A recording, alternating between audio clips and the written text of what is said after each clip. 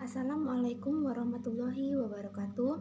Izin memperkenalkan diri, nama saya Rahmalia Putri, NPM 20210102016. Di sini saya akan memenuhi tugas mata kuliah Filsafat Hukum Islam pertemuan ke-6 dengan materi yang berjudul Objek dan Kegunaan Filsafat Hukum Islam.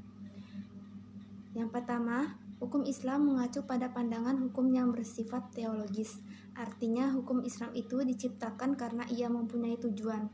Tujuan dari adanya hukum Islam adalah terciptanya kedamaian di dunia dan kebahagiaan di akhirat.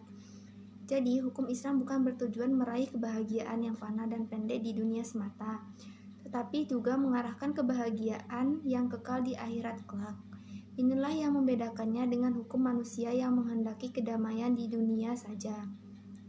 Tujuan hukum Islam tersebut merupakan manifestasi dari sifat Rahman dan Rahim, yaitu Maha Pengasih dan Maha Penyayang Allah kepada semua makhluknya. Rahmatan lil alamin adalah inti syariah atau hukum Islam.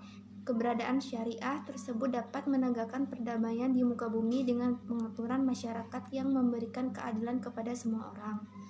Keadilan yang sangat mulia di hadapan Tuhan dan sifat adil merupakan jalan takwa setelah iman kepada Allah. Hukum Islam dalam upaya menegakkan itu semua harus siap menghadapi kejadian-kejadian baru yang timbul karena perkembangan masyarakat dan perubahan suasana. Oleh karena itu, pengkajian filsafat hukum Islam mutlak diperlukan. Keberadaan filsafat hukum Islam akan menegakkan hukum Islam dan memberikan jawaban terhadap tantangan zaman dan merupakan hukum terbaik sepanjang zaman bagi semesta alam. Sebagaimana dikemukakan sebelumnya, setidaknya ada 5 sistem hukum yang hidup dan berkembang di dunia, yaitu yang pertama common law, yang juga dikenal dengan Anglo-Saxon. Yang kedua civil law atau biasa disebut Eropa kontinental. Lalu yang ketiga custom law, yang keempat Islamic law, dan yang kelima sistem hukum sosialis komunis. Selanjutnya, manfaat studi filsafat hukum Islam adalah yang pertama, menjelaskan kajian filsafat hukum Islam akan memberikan pengetahuan hukum Islam secara utuh kepada ahli hukum Islam.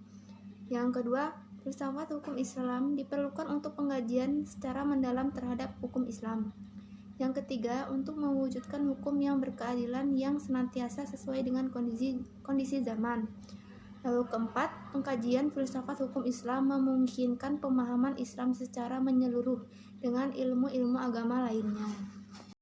Para ahli usul fikih sebagaimana ahli filsafat hukum Islam membagi filsafat hukum Islam kepada 2 rumusan, yaitu yang pertama filsafat tasyri', lalu yang kedua filsafat syariah. Filsafat tasyri' yaitu filsafat yang memancarkan ahli filsafat hukum Islam menguatkan dan memeliharanya. Filsafat ini bertugas membicarakan hakikat dan tujuan penerapan hukum Islam.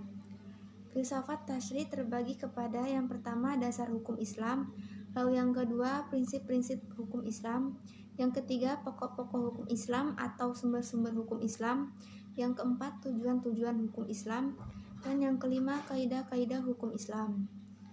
Lalu filsafat syariah, filsafat yang diungkapkan dari materi-materi hukum Islam seperti ibadah, muamalah, jinayah, ukubah, dan sebagainya. Filsafat ini bertugas membicarakan hakikat dan rahasia hukum Islam. Termasuk dalam pengembangan filsafat syariah adalah yang pertama asrar al-hakam, yaitu rahasia-rahasia hukum Islam. Lalu yang kedua kasais al-ahkam, yaitu ciri-ciri khas hukum Islam. Yang ketiga mahasin al-ahkam, yaitu keutamaan-keutamaan hukum Islam. Lalu yang keempat tawabi al-ahkam, atau karakteristik hukum Islam.